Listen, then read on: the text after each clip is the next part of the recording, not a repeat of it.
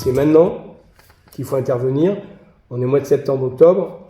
Le chauffage, ce sera pour fin octobre, mi-octobre, novembre, décembre jusqu'en mars. Et c'est là où les factures vont s'envoler.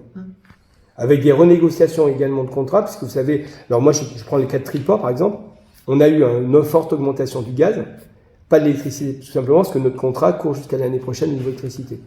Ça veut dire qu'il va falloir, avec tous les problématiques, tous les commentaires qu'on peut faire sur la manière de calculer le prix de l'électricité, l'année prochaine, en plus de l'augmentation du gaz qui va continuer, eh bien, il y aura l'augmentation de l'électricité. Donc, très certainement, de manière totalement sereine, on va avoir un débat sur l'éclairage la nuit, est-ce qu'il faut l'éteindre, à partir de quelle heure, jusqu'à quelle heure, est-ce qu'il faut l'éteindre partout, pas partout, etc. Donc, on va avoir ce dialogue avec les citoyens. C'est la feuille de route au mois d'octobre-novembre pour voir à peu près les économies qu'on peut faire. Le maître mot aussi au niveau des services, nous, on a j'ai la chance de disposer de services au niveau de la ville qui sont très économes. C'est bien évidemment de voir toutes les économies qu'on peut faire. Donc là, on traque la dépense.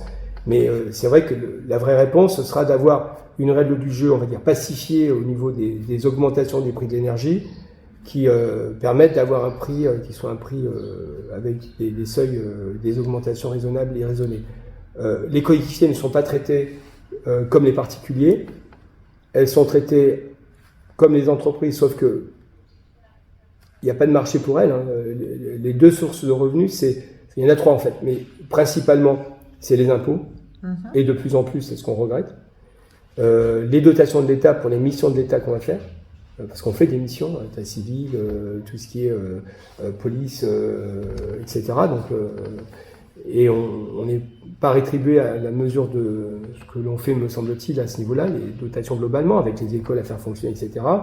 Et puis la troisième recette, c'est tout simplement le prix des services, c'est-à-dire le prix du périscolaire, le prix de la cantine, le prix de location des équipements publics, etc. Où globalement, on reste, nous par exemple sur Triport, on a une augmentation de 6 à 8% des tickets de cantine, on n'a pas répercuté.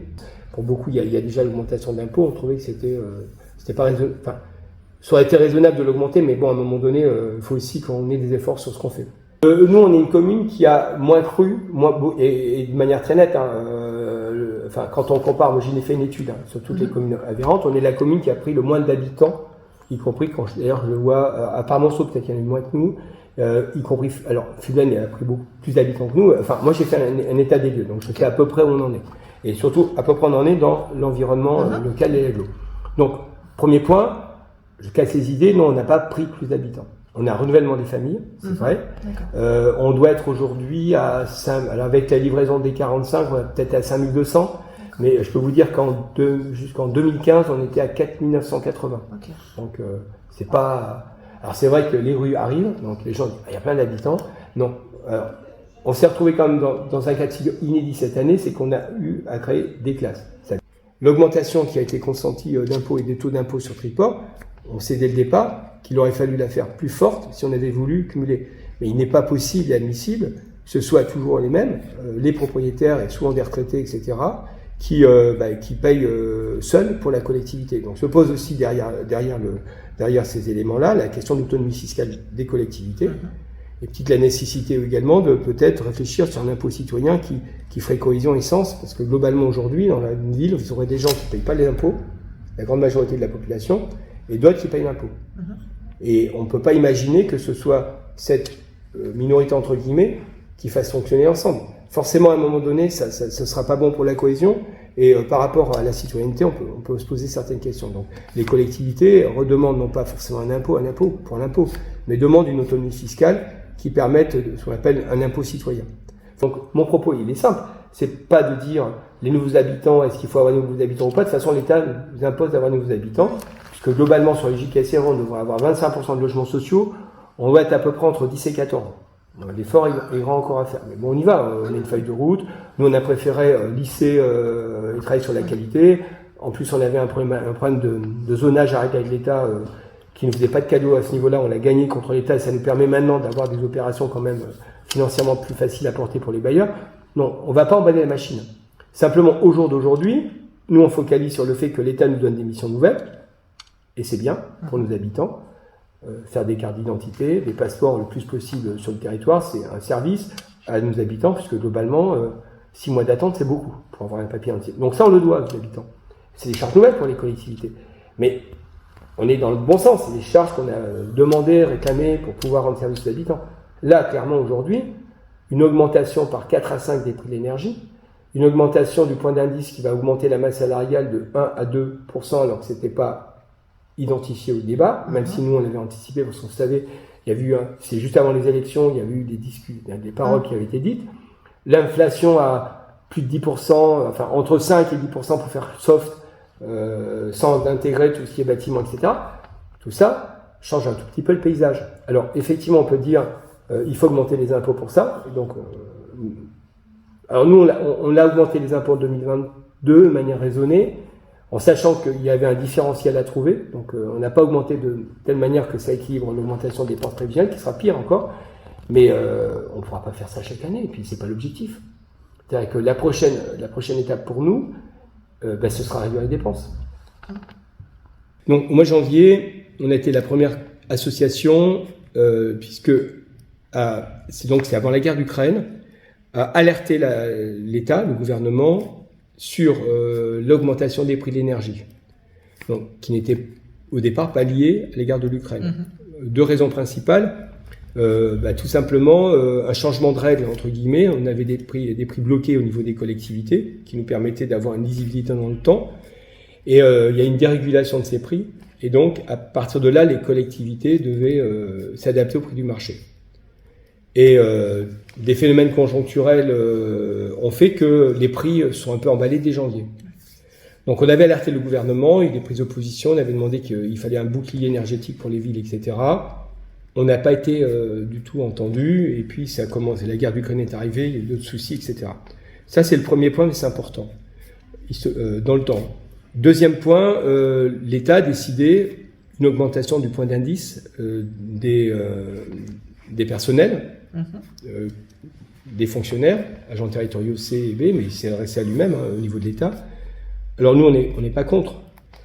Puisque globalement, on estime que nos agents ne sont pas forcément surpayés. Sauf que bien évidemment, il n'y a pas eu d'aide supplémentaire de la dotation globale de fonctionnement, qui est la recette principale que l'État donne aux communes, pour aussi permettre aux communes de faire face. Alors, c'était intervenu sur l'été, mais ça a un effet de bord important sur les finances municipales. Troisième point, et enfin, il y a une inflation très forte, alors bien évidemment qui nuit au pouvoir d'achat de chacun, mais qui en termes de collectivité commence à devenir très très compliqué, notamment sur les prix de génie civil, sur les prix du bâtiment, etc. Avec également une conséquence, tout ça c'est en cascade, d'augmentation des prix de la cantine pour les communes, ça on s'en est aperçu à l'été. Donc ça veut dire qu'on est dans une conjonction, un aliment de planète un peu compliqué. On a à la fois une explosion des prix de l'énergie, mais on est au-delà du raisonnable. On a une augmentation de nos charges salariales fortes, et qui sera encore plus forte l'année prochaine, puisque l'augmentation portera sur toute l'année. Et on a une inflation qui n'a pas été, on va dire, atténuée par l'augmentation des bases. Quand vous avez un impôt, vous avez un taux, mais vous avez une base. Et cette base a été actualité de 3,7%, alors que l'inflation a plus de 5%. Donc, les conséquences quand même de cette situation inédite, il y a un aliment de planète qui n'est pas bon, c'est tout simplement que certaines collectivités commencent à réduire leurs services. On a parlé beaucoup de piscines, alors je rappelle quand même qu'il n'y a pas que des piscines gérées par une société privée qui ont réduit leur amplitude, qui ont réduit leur température, quelquefois qui ont fermé. On ferme des musées, on ferme des médiathèques, Strasbourg récemment, et globalement, tous les travaux des assises d'Île-de-France la semaine dernière n'ont pas porté que sur cela, mais quand même. Et on a fait un communiqué de presse et sur résolutions sur lesquelles on présente à la fois tous les défis auxquels les communes doivent répondre, certification médicale, revitalisation des territoires, mobilité, école, et cette situation budgétaire et financière qui est un vrai problème. Et donc nous, on a trouvé une formulation pour cela. On a lancé un cri d'alerte parce qu'on est un peu lanceur d'alerte sur ce sujet. Et on a peur d'un blackout territorial. Blackout territorial, ça veut dire globalement dégradation, fermeture des services publics, beaucoup moins d'investissements, etc. Alors j'insiste sur deux choses. C'est que cette situation est totalement inéquitable, c'est-à-dire que les communes riches pourront faire face, les communes plus pauvres ne pourront pas faire face, et ça veut dire que l'égalité républicaine du service public dans nos territoires est remise en cause.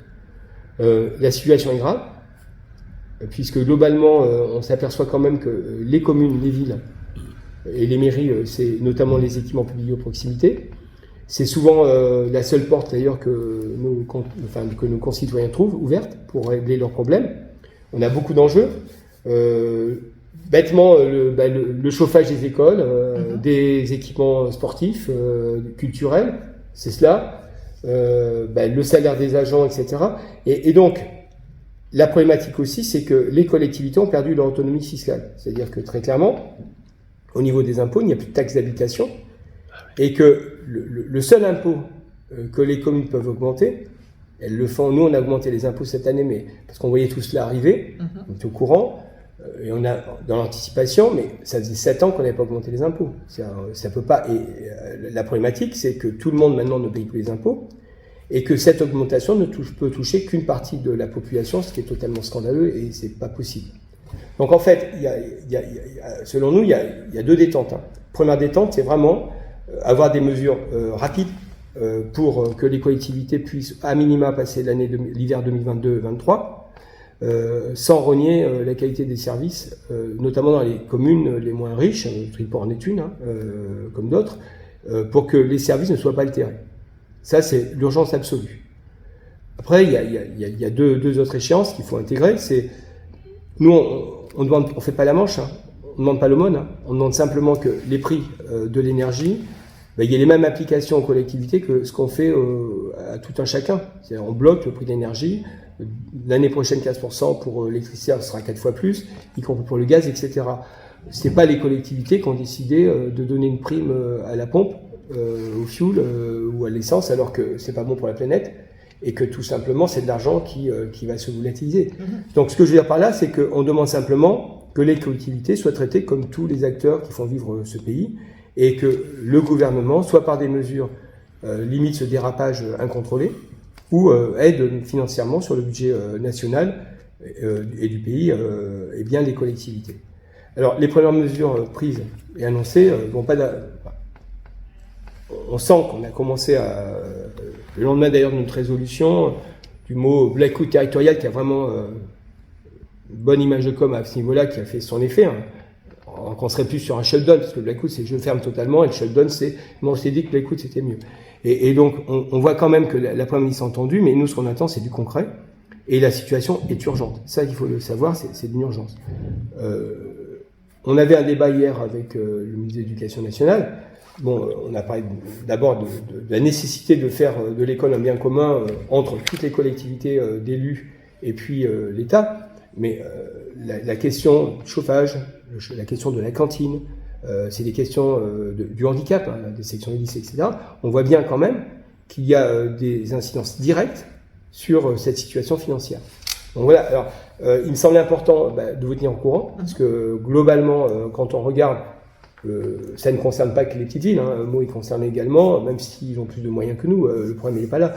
C'est que très clairement, on est sur une situation qui va mettre à mal les collectivités, et surtout, si l'État répond aux abonnés absents, les collectivités auront 3 possibilités, soit diminuer les services, soit limiter les investissements et diminuer les services, soit augmenter les impôts. Ce phénomène de blackout, il va très rapidement s'imposer à nos concitoyens, parce que ce sera une altération dans la qualité des services, et on n'est pas là pour faire de la com, c'est simplement, il n'y a pas d'élection dans les environs, simplement il est important que les collectivités soient entendues, par l'État notamment, sur ces questions. Les petites villes, elles ont des équipements publics plus que les toutes petites villes, mais n'ont pas forcément les moyens des très grandes villes. Et donc c'est vrai que pour nous c'est une question cruciale, mais qui touche le territoire, puisque globalement, enfin voilà. On préfère nous, plutôt que tirer après en disant oui, on vous l'avait dit, etc., bien préciser, bien le redire, et bien enfoncer le clou. Oui, effectivement, c'est très grave. Oui, c'est inéquitable. Les communes riches, feront un cran leur ceinture. Les communes les moins riches fermeront leurs services, leurs mairies, chaufferont plus les écoles, fermeront pour certaines les médias, on n'a pas de médiathèque, mais les médiathèques, les piscines, parce que tout simplement, ils iront là où la dépense est la plus forte. L'argent qu'on a mis, je ne discute pas, hein, c'est un choix. Je comprends aussi que les gens qui roulent à l'essence, ils aient une aide de l'État. Encore faudrait-il peut-être la faire au niveau des revenus, que cet argent donné là, il soit réinjecté sur les collectivités pour leur permettre simplement de remplir des missions essentielles comme l'éducation, l'épanouissement des habitants, l'éclairage, etc., quoi. Et puis la sécurité en ville. Au jour d'aujourd'hui, oui, le risque de blackout territorial, il n'est pas général, mais pour des communes qui ne sont pas riches, qui n'ont pas de recettes, etc., il devient réel.